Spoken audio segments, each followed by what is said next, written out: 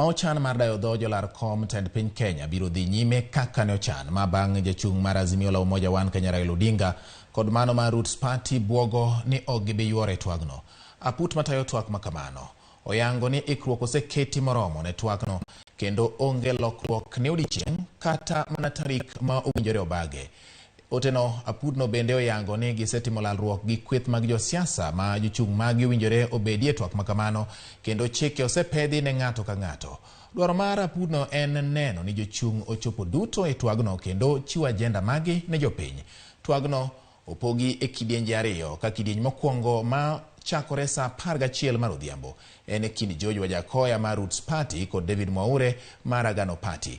Ratil Odinga mar Azimio la Umoja One Kenya owinjore orakre gi William Ruto mar UDA e twak mar ariyo ma chakore sa 2 mar otieno.